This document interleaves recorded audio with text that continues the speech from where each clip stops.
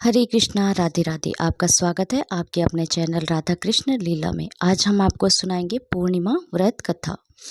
पूर्णिमा तिथि का हिंदू धर्म में विशेष महत्व है। इसे धनदायक और संतानदायक व्रत माना गया है। जो लोग पूरे विधि विधान से पूर्णिमा का व्रत करते हैं और पूर्णिमा के दिन चंद्रमा को अर्घ देते हैं, उन पर भगवान विष्णु और माता लक्ष्मी की विशेष कृपा होती है।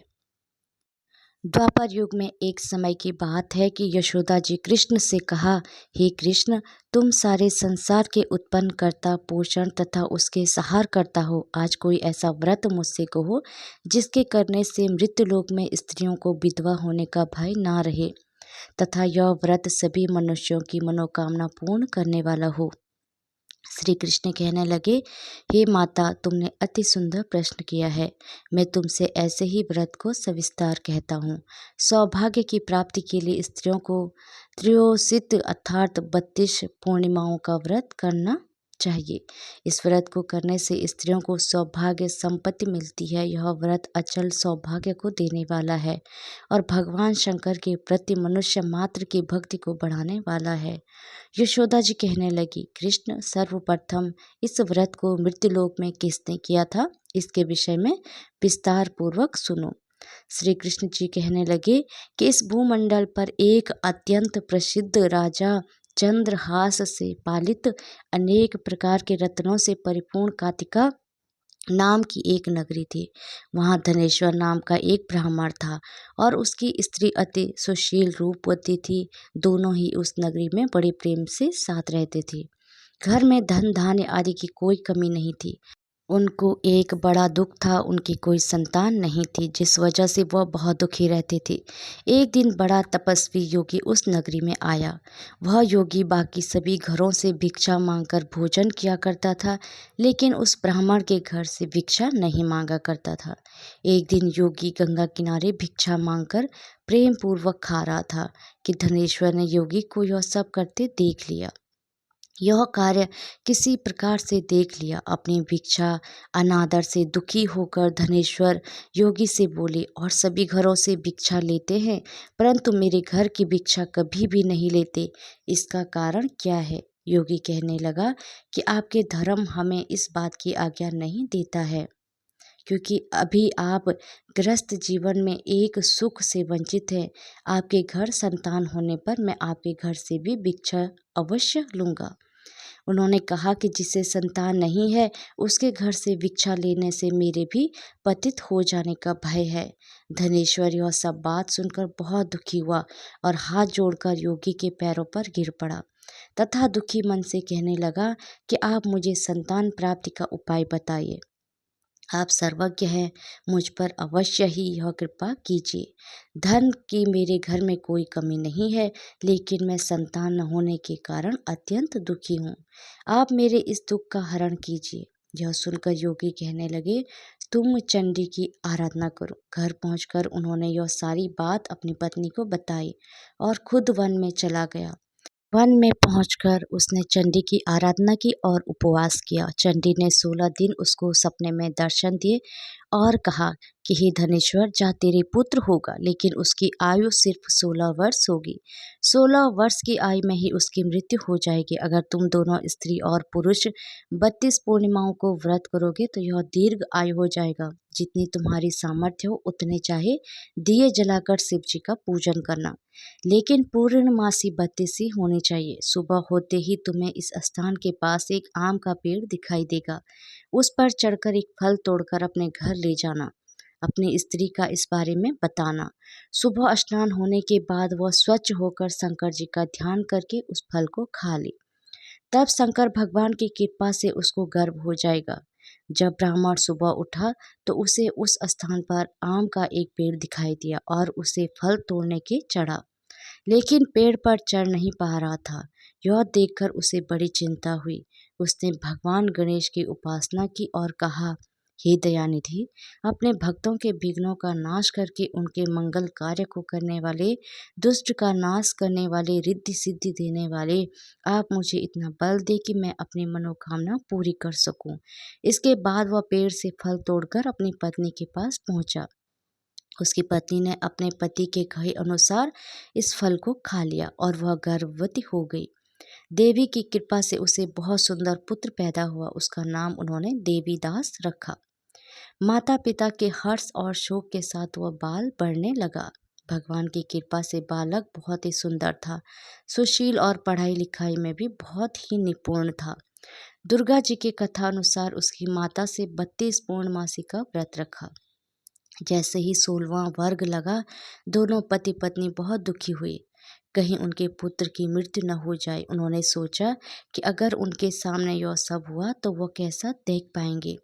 तभी उन्होंने देवीदास के मामा को बुलाया और 1 वर्ष के लिए देवीदास को काशी में पढ़ने के लिए भेज दिया।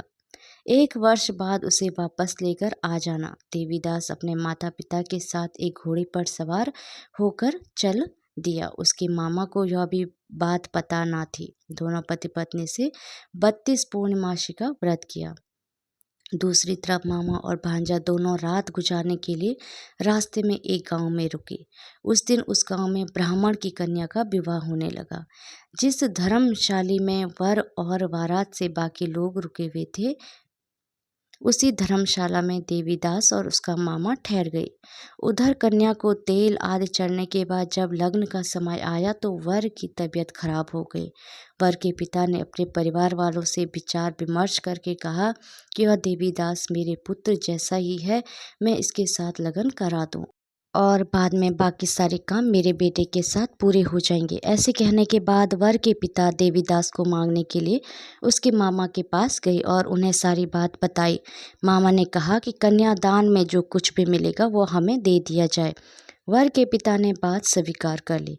इसके बाद देवीदास का विवाह कन्या के साथ संपन्न हो गया। इसके बाद वो अपनी पत्नी के साथ भोजन न कर सका और मन में विचार करने लगा कि न जाने यह किसकी पत्नी होगी। यह सोचकर उसकी आंखों में आंसू आ गए। तब वधू ने पूछा कि क्या बात है, आप उदास क्यों हैं? तब उसने सारी बातें पत्नी को बता दी। तब कन्या कहने लगी, यह ब्रह्म विवाद के विपरीत है। आप ही मेरे पति हैं, मैं आपकी ही पत्नी रहूंगी, किसी अन्य की कभी नहीं। तब देवीदास ने कहा, ऐसा मत करिए, क्योंकि मेरी आयु बहुत कम है, मेरे बाद आपका क्या होगा? लेकिन उसकी पत्नी नहीं मानी और बोली, स्वामी आप भोजन कीजिए। दोनों रात में सोने के लिए चले गए। सुबह देवीदास ने पत्नी को 4 नागों से जड़ी एक अंगूठी दी और एक रुमाल दिया और बोला, हे प्रिय, इसे लो और संकेत समझकर स्थिर चित हो जाओ। मेरे मरण और जीवन जानने के लिए एक पुष्प वाटिका बना लो, उसमें सुगंधित वाली एक नव मल्लिका लगा लो, उसको प्रतिदिन जल से सींचा करे और आनंद के साथ खेलो कूदो।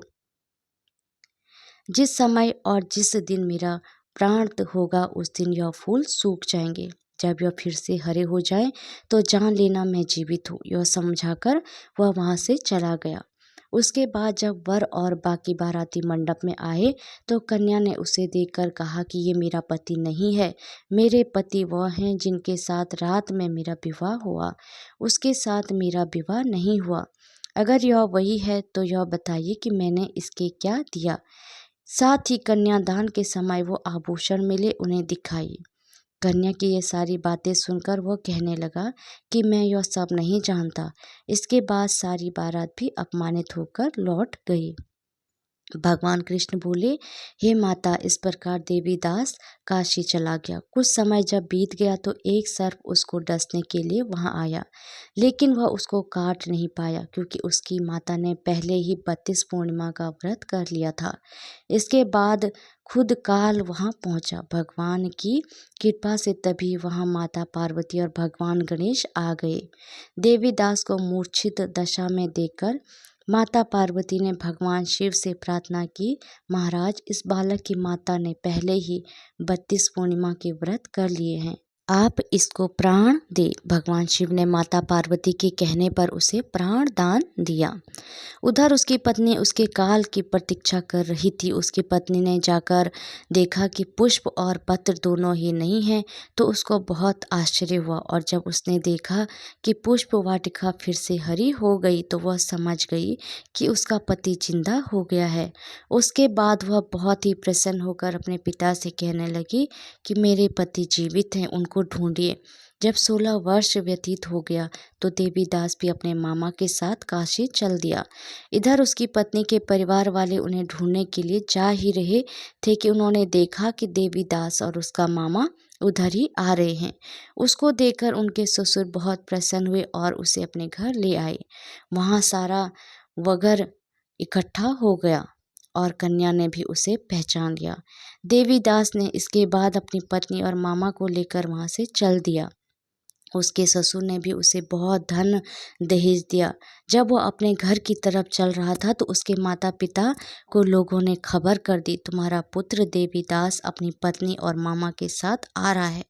ऐसा समाचार सुनकर पहले तो उन्हें विश्वास नहीं हुआ, लेकिन जब देवीदास आया और उसने अपने माता पिता के पैर छुए तो देवीदास के माता पिता ने उनका माथा चूमा और दोनों को अपने सीने से लगा लिया। दोनों के आने की खुशी में धनेश्वर ने बहुत दान दक्षिणा ब्राह्मणों को दी। श्री कृष्ण जी कहने लगे, इस तरह धनेश्वर को 32 पूर्णिमा के व्रत के प्रभाव से संतान प्राप्त हुई। जो स्त्रियां इस व्रत को करती है वह जन्म जन्मांतर तक वैद्य का दुख नहीं भोगती और सदैव सौभाग्यवती रहती है। यह मेरा वचन है। यह व्रत संतान देने वाला और सभी मनोकामनाओं को पूर्ण करने वाला है। हरे कृष्णा, राधे राधे। भगवान भोलेनाथ और श्री हरि विष्णु आप सभी की सारी मनोकामनाएं पूर्ण करें। जय श्री राधे।